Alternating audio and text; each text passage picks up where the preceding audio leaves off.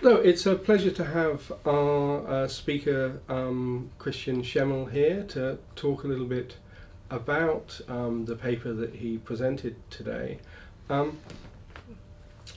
Christian, your paper was called A Liberal Account of Non-domination, and of course we typically and sort of intuitively associate the idea of non-domination with Republican political thought, perhaps most obviously with recent work of Philip Pettit and Quentin Skinner.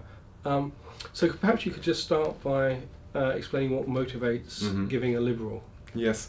So in fact, I have to say that I'm inspired by especially Philip Pettit's work, but I think it's possible to take the focus on non-domination as characteristic of the Republican tradition and put it into a kind of more liberal focus, because what you can do with non-domination, I think you can focus very well on the institutions that put people as well into different power positions and make it possible for them to dominate others. But I think that's actually reconcilable with, at the same time, retaining a focus on individual liberty and people's freedom to conduct the relationships of their own choosing. So I'm trying to bring these two ideas together, and I think they can be brought together. Now that concern with institutions and relationships seems to fit into another dimension of your paper, which is that you set up your account in terms of a kind of a relational view of equality.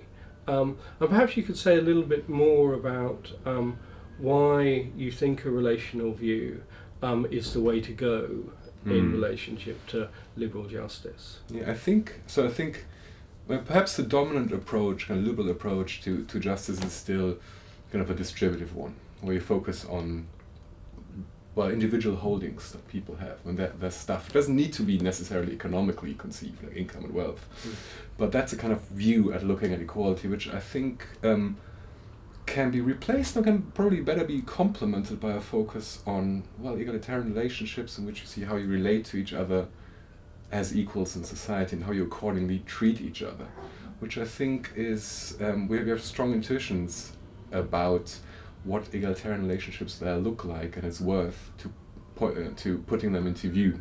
And I do actually think that this is not something that is entirely alternative to the distributive approach. I do believe it has added value where you can focus on the specific way certain distributions are brought about, and figure out, for example, where injustice resides or justice resides in the way they are brought about.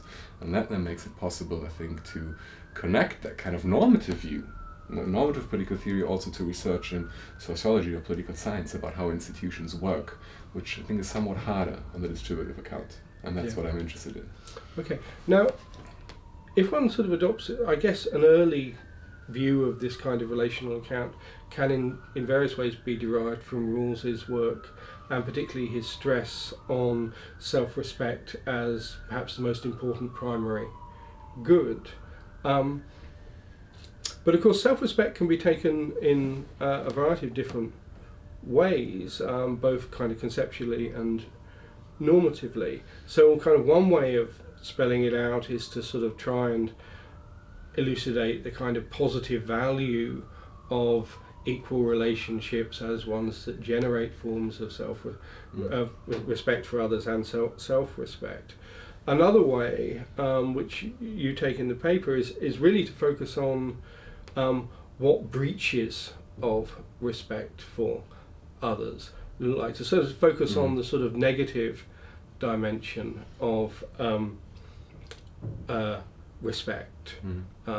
So what guides your intuitions there? I mean, why the focus on the negative? I think the focus on the negative and not on the positive, because I think from that point of view I really am a liberal. I think there's in a way too many things that have positive value, and so what would justify just focusing on egalitarian relationships as a source of positive value? And there be so many things.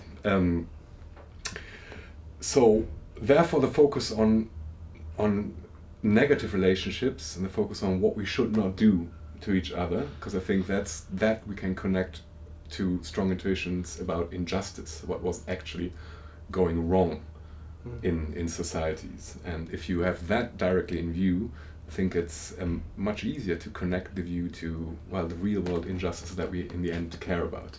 So that's a kind of twofold motivation, right? So the one is a liberal one, maybe it's partly personal, and the other is, I think, that way of theorizing is more fruitful to get to the real world quicker, as it were.